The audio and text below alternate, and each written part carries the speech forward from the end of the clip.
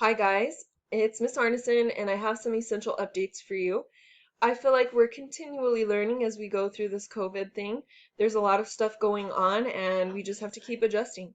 It's kind of annoying. It's annoying for me and I'm sure it's annoying for you, but we have to make it happen.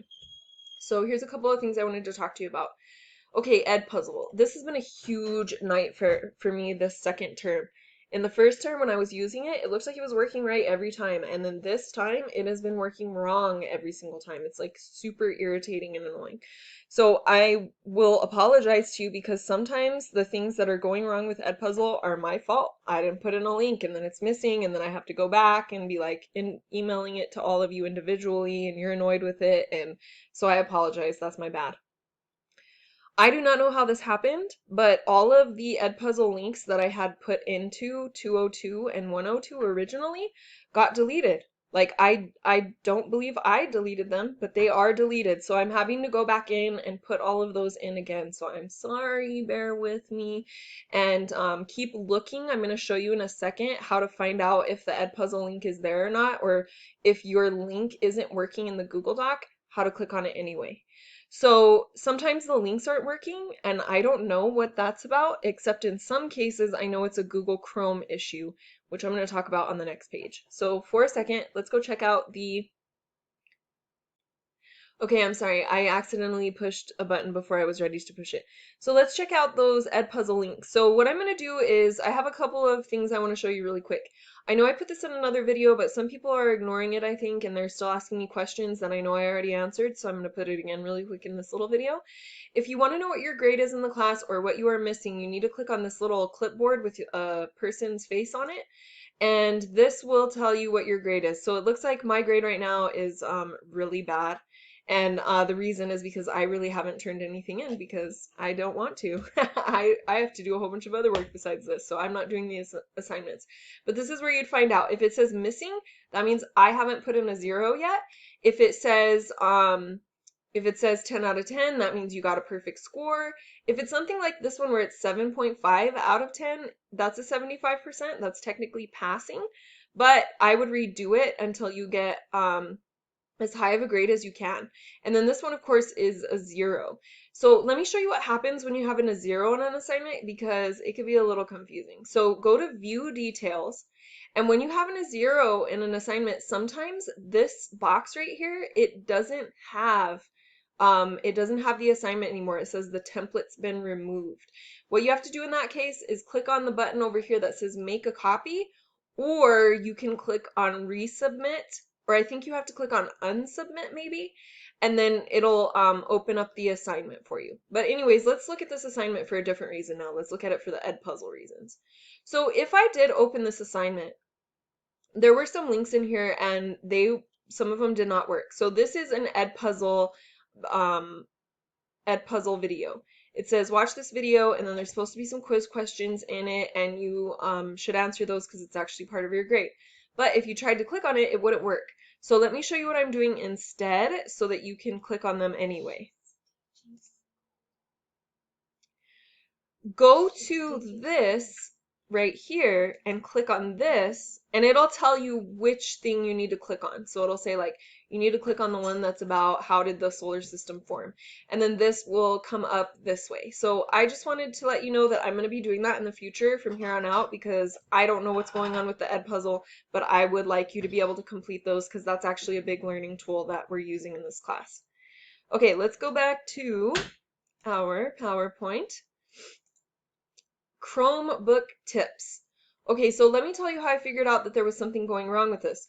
This is our second term and we're actually almost done with it. And I went and met with a student one-on-one because the state of New Mexico is allowing us to do that with certain students. And while we were working, I was like, why won't it click on this website? Like, and so it took, I don't know, it took us together like 20 minutes to figure out what the heck was happening. So there's a couple of things going on. On the Chromebook, in order to right click, there is no button. So you have to click with both of your fingers. I do not know how they came up with this. I feel like a right click button is like way more sensical, but if you have to put your cursor where you want to click, okay, with one, like you could do that with one finger, and then you have to click on it again with 2 fingers. And so if you have the one that has a screen that you can move on the screen, like you can actually scroll on the screen, it's a touch screen one, that makes this a lot easier for you. But if you have to do it on the pad, then you just need to make sure you're clicking with 2 fingers. If you want to right click on something and like open a link, or if I'm telling you you have to right click on it because you have to edit the image, then you're gonna have to click on it with 2 fingers. Super weird, but that's the way it is. Okay, another thing we discovered is that you actually don't have to click on the link itself. You have to click to like the upper right hand space above it. Is this right hand? Yeah, okay, so upper right hand. So like if this was the link that says off right here, I could click on this 20 times and nothing happens.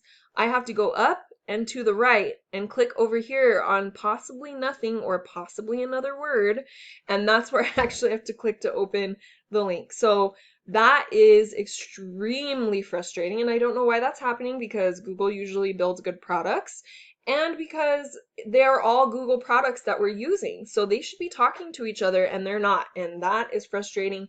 And someday I'll write Google a letter and be like, listen, the students of America are using your products right now, and you need to make sure that you're not letting them down. Because right now, I would be pissed. I would give up. I would give up if that was me just clicking on there for a long time. So I totally get it if you've been frustrated. Now that we know this is happening, there's a solution, which is really nice. Even though the solution is stupid, it's still a solution we have to use. So like if this was where you were trying to fill in a blank, like there was a blank and you need to type an answer in it, then you might have to not click on the blank itself. You might have to click like on the word have in order to type down here. Okay, so I know that sounds bizarre, but that's what I have found to be true. And it worked for that student. We got a bunch of assignments turned in that day after we figured that out. The next thing I want to see is that when you're pacing yourself on this, some of you are far behind. So we're about to finish up term number 2. And if you are still doing term number 1, we need to get that done as soon as possible. There's 8 terms in the school year. So we have, of course, the first 4 terms are before Christmas.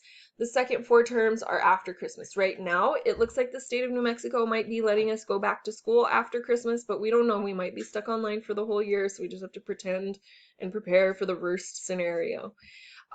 While you're looking at how to pace yourself, some of you are going too slow right now to finish by the end of the school year. So you will not get a science credit because you need to pass 6 terms, or like 6 of the little classes that we're giving you each term, in order to get a credit. Now, let's say that you finished term 1 already and you're going to finish term 2 on time.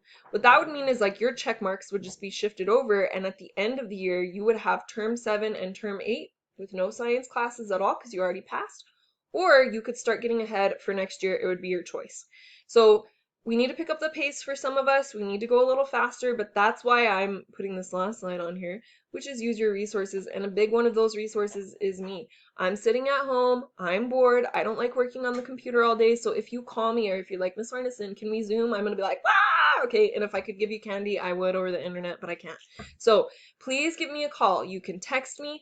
You can even message me in the Google Classroom, inside of Google Docs. So like, let's say you're on lesson 3 or whatever, and you don't understand how to do a section, you can highlight and comment on that section and it will tell me, and then I'll know exactly what your question is about. Because sometimes you email me and you're like, I don't get lesson 5, or I don't get it. And I'm like, I don't even know what you're talking about. So I can't help you until you give me a little more detail.